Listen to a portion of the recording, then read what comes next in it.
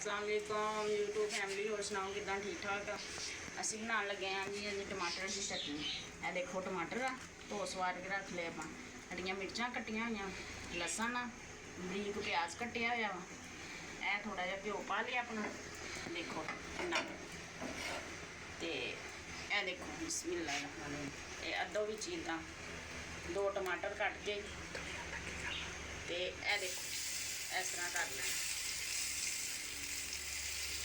इस तरह सारे करके इधर रख लेने।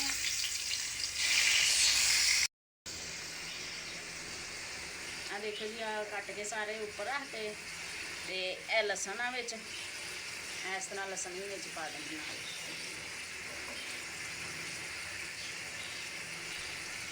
लसन भी आप सारा पाता इदा, हम इनू ना इदा उपर ढक देना ते फिर यदि आ जी उतली स्किन है ना लथ जाएगी।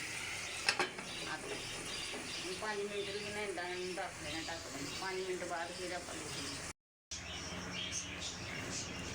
बिस्मिल्लाह रहमान रहीम। आ देखो जी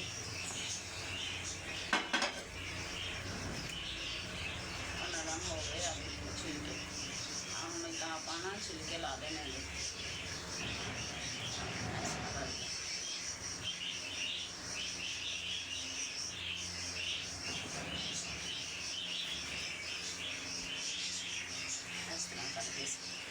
इस तरह सारे छिलके ला लेने, ये ला के छिलके तो फिर भी कर लो। देखो जी आप सारे छिलके ला ले ला के हम इनू ना चंगी तरह देखो धोई देना इस तरह। हाले थोड़ा जिहा है वा, इस तरह ना आप मैश कर लेना। देखो जी अपना सारा मैश हो गया टमाटर ते लसन भी, आ देखो लसन भी मैश हो गया नाल, आप साबत ना पाया सी नाल, ये हो गया सारा कुछ। हुण इहदे विच आपां पाना नमक, बिस्मिल्लाह। देखो जी नमक, जी थोड़ी जी मिर्च लाल,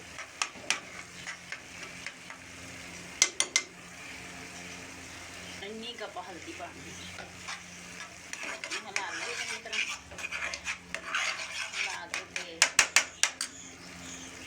ए देखो जी हरियां मिर्चां जिहड़ियां आपां बरीक कट्टियां सी, बिस्मिल्लाह वो पातियां।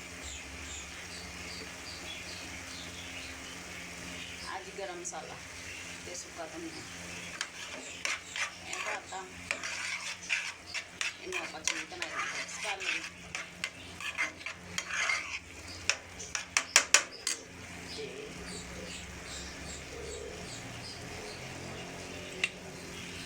हाँ जी आ सिल्का वा, बिस्मिल्लाह। हाँ देखो 1-2 चम्मच पाते हो।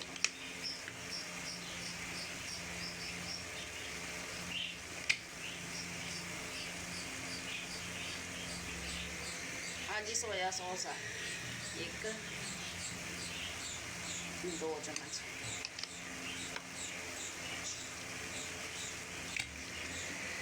जी ये चिली सॉस आ, ये आप इन्नी की पानी है, हूँ आप मिक्स कर लेना तरीके का।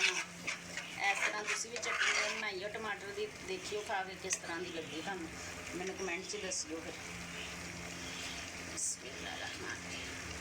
अज बरीक धनिया कटिया होया, साबत ही इदा ना कट के पाना। पुदीना ये भी कटिया सी, इन्हूं हिला लेना आप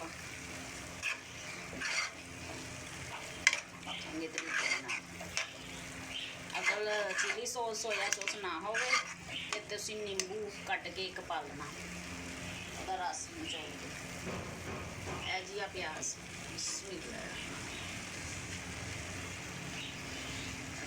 प्याज पाले विच, हुण आप हिला लेना इस तरह चंगे तरीके का। आ देखो जी माशाअल्लाह इस तरीके आ लो जी। ए हुण हो गई जी अपनी टमाटर की चटनी तैयार। तो इस तरह तुसीं भी बनाओ तो मैनूं कमेंट च ਦੱਸੋ ਕਿਸ ਤਰ੍ਹਾਂ ਦਾ ਲੱਗਾ। ਮੇਰੇ YouTube ਚੈਨਲ ਦਾ ਨਾਮ ਆ ਕਿਚਨ ਹਾਂਡੀ। ਲਾਈਕ ਵੀ ਕਰਿਆ ਕਰੋ, ਸਬਸਕ੍ਰਾਈਬ ਵੀ ਕਰਿਆ ਕਰੋ ਤੇ ਸ਼ੇਅਰ ਵੀ ਕਰ ਦਿਆ ਕਰੋ। ਜਿਹੜੇ ਲਾਈਕ ਕਰਦੇ ਸ਼ੇਅਰ ਕਰਦੇ ਉਹਨਾਂ ਦਾ ਬਹੁਤ ਬਹੁਤ ਸ਼ੁਕਰੀਆ। ਤੇ ਓਕੇ ਜੀ, ਅੱਲਾ ਹਾਫਿਜ਼। ਦਿਮਾਗ 'ਚ ਯਾਦ ਰੱਖੀ।